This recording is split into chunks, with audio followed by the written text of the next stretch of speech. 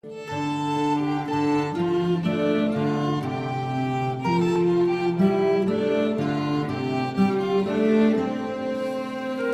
por la segunda parte del artículo número 5, el respeto a las iglesias y a los ministros del Señor. Y ahora vamos a hablar sobre el respeto a los ministros del Señor, que es la segunda parte de este texto de San Juan Bosco en su libro El joven cristiano instruido. Y quiero empezar entonces leyendo este texto que me parece que es del primero de los textos fuertes de este librito para jóvenes que escribió San Juan Bosco. Os recomiendo además, dice, mucho respeto a los sacerdotes y religiosos. Recibid con veneración sus consejos, descubríos en señal de reverencia cuando los encontréis, o sea, sacarse el sombrero, ¿no? Y tened cuidado especial de no ofenderlos con vuestras acciones y palabras, o sea, que los jóvenes cuiden su modo de vestir, sus acciones para no ofender a los sacerdotes. ¿Qué significa no ofenderlos? No faltar el respeto que a ellos se les debe. Explicaré enseguida todo esto. Acordaos del terrible castigo dado por Dios a unos niños que se burlaron del profeta Eliseo. 40 niños fueron destrozados por unos feroces osos que salieron de un bosque vecino. El que no respeta a los ministros del Señor debe esperar un castigo muy severo.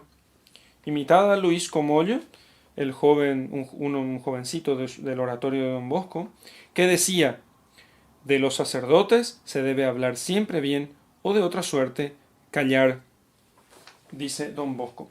Es de los textos que considero yo de los más duros de Don Bosco.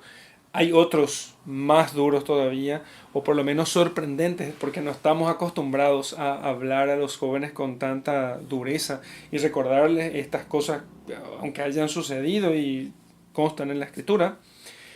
Pero es importante que entendamos aquí dos cosas. La primera es el carácter sagrado del sacerdote y del religioso. El sacerdote y el religioso no son personas comunes. Y es un error decir que son comunes, sobre todo el sacerdote, pero también el religioso, por razones así un poco distintas, pero básicamente es lo mismo. Y para lo que pueda entender el común de las personas, digamos que es lo mismo. Ambos son consagrados. ¿Qué significa que son consagrados? Significa que son sacados del común de la gente, sacados del mundo, para poder ser hechos para Dios. El cáliz también es una cosa sagrada. El templo es una cosa sagrada, es sacada del uso mundano para dedicarlo solamente a Dios. Los ornamentos sagrados son cosas sagradas, los ornamentos que el sacerdote utiliza para la Santa Misa. Y así entonces podemos citar un montón de cosas que son sagradas. La persona del sacerdote y de los religiosos son personas sagradas. Ellos fueron separados del mundo para poder servir a Dios de un modo exclusivo. Entonces, es como decir que son cosas de Dios. Se los respeta por ser cosa de Dios. Por eso se los respeta.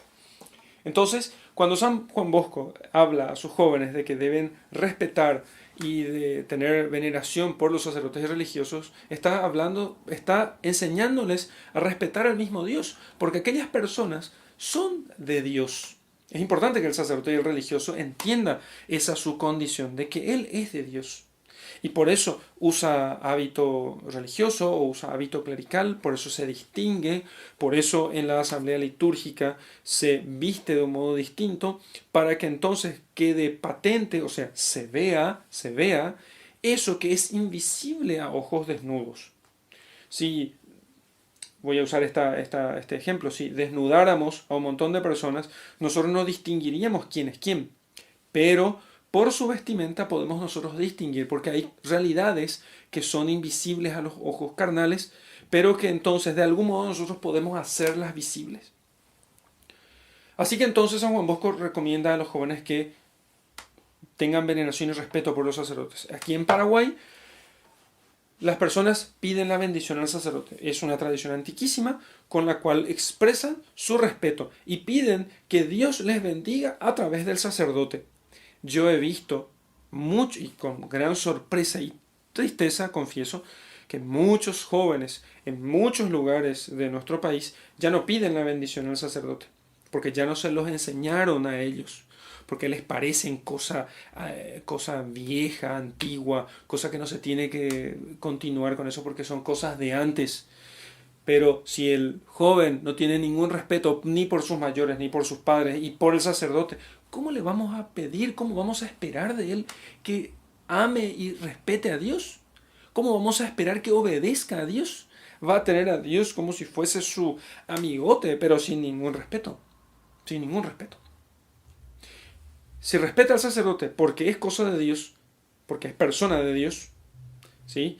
Entonces va a respetar también a Dios, porque antes lo respetó en la persona del sacerdote, luego respetará y obedecerá a Dios por lo que es.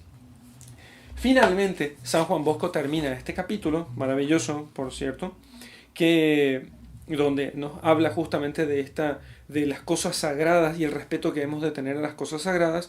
Termina diciendo esto, que por último, les advierto que no se avergüencen de parecer cristianos, aún fuera de la iglesia, porque dentro de la iglesia hemos de parecer cristianos. No tenemos que ser, no podemos ser hipócritas, no podemos estar en la iglesia y no parecer cristianos. Hay que arrodillarse, hay que hacer la señal de la cruz, hay que procurar dar buen ejemplo. Todas esas cosas dentro de la iglesia, hacerlas siempre, porque eso va a ir haciendo que de fuera para adentro vaya entrando esos ejercicios y vayan formando los hábitos en nosotros. Pero también afuera de la iglesia. No os avergoncéis de aparecer cristianos aún fuera de la iglesia. Por tanto, cuando paséis delante de la casa de Dios, o de una imagen de la Virgen, o de algún santo, descubríos en señal de reverencia. Y yo diría, haciendo una adaptación de esto, hagan la señal de la cruz. Cada vez que pasen delante de una imagen de la Virgen, delante de una imagen grande o pequeña, delante de la iglesia, hagan la señal de la cruz.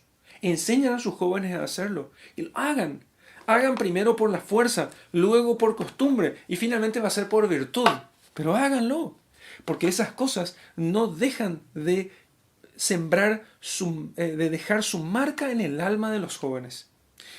Confieso que cuando yo era joven, porque fui formado en una educación así un poco protestantizada, no de mis padres por supuesto, sino de mi propia formación, un poco protestantizada en los grupos juveniles de mi época, y entonces no hacíamos nosotros la señal de la cruz, no se nos enseñaba mil cosas sin importancia, pero eso no se nos enseñaba, tuve que aprenderlo ya de grande, casi al final del seminario, y me costó mucho.